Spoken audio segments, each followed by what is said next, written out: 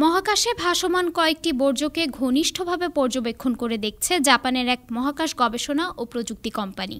Tokyo ভিত্তিক এ কোম্পানির নাম অ্যাস্ট্রোস্কেল, যেখানে মাত্র 50 মিটার দূর থেকে তোলা নতুন ছবিতে পরিত্যক্ত H-2A রকেটের ওপরের অংশটি দেখিয়েছে, যা বর্তমানে আটকা পড়ে আছে পৃথিবীর কক্ষপথে।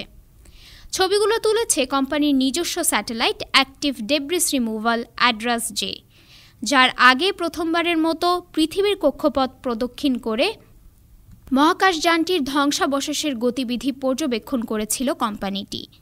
স্যাটেলাইটটির উৎক্ষেপণ ঘটেছিল 18 ফেব্রুয়ারি, যার লক্ষ্য ছিল বিভিন্ন এমন পর্যবেক্ষণমূলক তথ্য সংগ্রহ করা যা ব্যবহার করে পরবর্তীতে গিয়ে কক্ষপথে ভাসমান বিশাল বর্জ্যগুলো সরিয়ে ফেলার সুযোগ মেলে।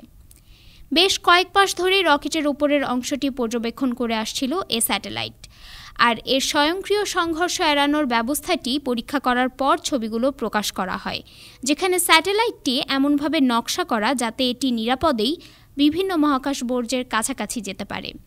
এই ফ্লাই অ্যারাউন্ড চলাকালীন H-2A রকেটের ওপরের অংশটি সবচেয়ে কাছাকাছি থেকে দেখার সুযোগ করে দিয়েছে স্যাটেলাইটটি, আর এই রকেটটি দিয়ে 2009 সালে গোসেট আর্থ অবজারভেশন নামের স্যাটেলাইট উৎক্ষেপণ করা হয়েছিল। ভূপৃষ্ঠের ওপর ভাসমান বস্তুটির ওজন প্রায় 3 টন, আর এর দৈর্ঘ্য প্রায় 11 মিটার বা 36 ফুট ও ব্যাস 4 মিটার বা 13 ফুট, যা আকারে একটি বাসের সমান। অ্যাস্ট্রোস্কেল বলছে, কক্ষপথ প্রদক্ষিণের সময় সফলভাবেই প্রায় 50 মিটার দূরত্ব বজায় রেখেছিল ADRAS-J। কোম্পানির তথ্য অনুসারে পরবর্তীতে এটি পরিকল্পনা মাফিক রকেটের ধ্বংসাবশেষ থেকে দূরে সরে যেতে থাকে ও এটি এখনও ভালো অবস্থায় আছে। এরপর থেকে রকেটের ওপরের স্তরটির বিভিন্ন অসঙ্গতি শনাক্ত করে এখন আবারও স্যাটেলাইটটিকে এর কাছাকাছি নিয়ে যাওয়ার প্রস্তুতি নিচ্ছেন অ্যাস্ট্রোস্কেলের প্রকৌশলীরা। ADRAS-J মিশনের দ্বিতীয় পর্যায়ের লক্ষ্য কিছু বড় আকারের মহাকাশ বর্জ্য ধরে সেগুলোকে কক্ষপথ থেকে সরিয়ে ফেলা।